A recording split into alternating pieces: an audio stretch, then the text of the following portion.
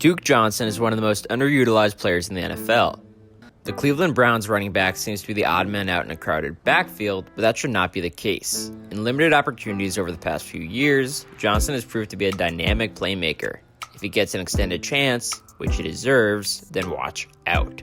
Johnson played college football at the University of Miami from 2012 to 2014. In his freshman season, he rushed for 947 yards and 139 carries with 10 touchdowns, and caught 27 passes for 221 yards and 1 touchdown. Johnson won both the ACC Rookie of the Year and Offensive Rookie of the Year awards. He became the first Miami Hurricane to win both awards. After an injury-shortened sophomore campaign, Johnson really showed out in his junior season. He racked up over 1,600 rushing yards and 400 receiving yards, earning first-team All-ACC honors. The Cleveland Browns selected Johnson in the 3rd round, 77th overall, of the 2015 NFL Draft. Johnson was the 6th running back drafted in 2015. Professionally, Johnson has really had the same role each of his 4 seasons with the Browns. He's used as a change of pace, 3rd down, passing game back, and he's proved to be quite good in that role. He's nabbed at least 47 catches each season and averaged about 320 yards on the ground per year. He's also never missed a game, playing all 16 games each year. That's certainly solid, but I think he can provide more. When Duke Johnson gets the ball, he's really, really good. Throughout his first 3 seasons, Johnson led the NFL in yards per touch. Yet before Freddie Kitchens took over, Johnson didn't touch the ball more than 6 times in any of the Browns' first 5 games of last season. Immediately when he started to get more involved in the offense, Cleveland's offense skyrocketed. So, let's get specific. What makes Johnson good? Well, Duke started as a scat back early in his college career, but quickly added bulk and transformed himself into a 3-down back with power, balance, and vision. He's the first to make plays off the snap. He quickly gets upfield and has a second gear to run away from defenses.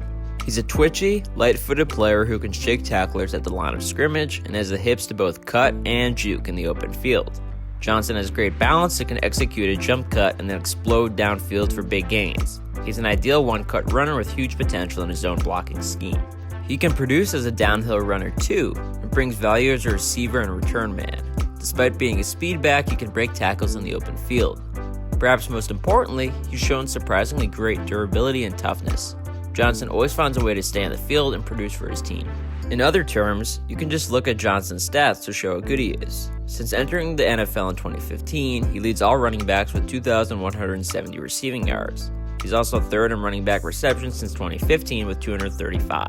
Lastly, he's a career rushing average of 4.3 yards and 299 attempts. All those numbers are really good. Now, consider how much better those stats would be if he didn't spend the majority of that time playing for an offense established by Hugh Jackson and Todd Haley, perhaps the 2 most foolish offensive minds in the NFL.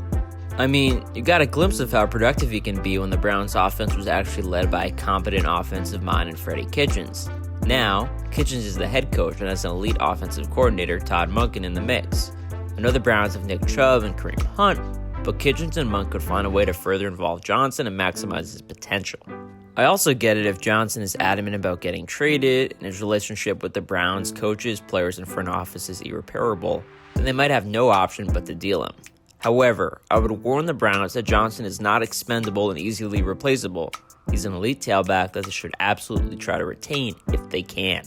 If they must trade him, I'm fascinated to see where he would go.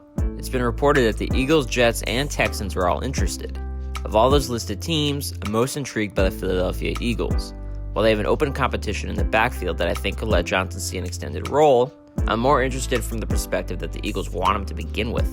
Along with the Patriots, the Eagles and Howie Roseman are easily one of the smartest teams in the NFL. Their front office is a step ahead of the rest of the league. They know what they're doing and wisely target players. In other words, if the Eagles think a player is good, he's probably pretty good.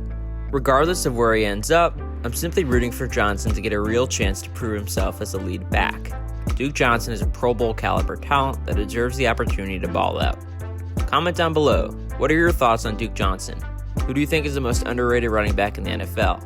Share the video with your friends and leave a like if you enjoyed. Feel free to subscribe to the channel and follow me on Twitter and Instagram @RespectThePoint. That is all for this video. Thank you for watching, and goodbye.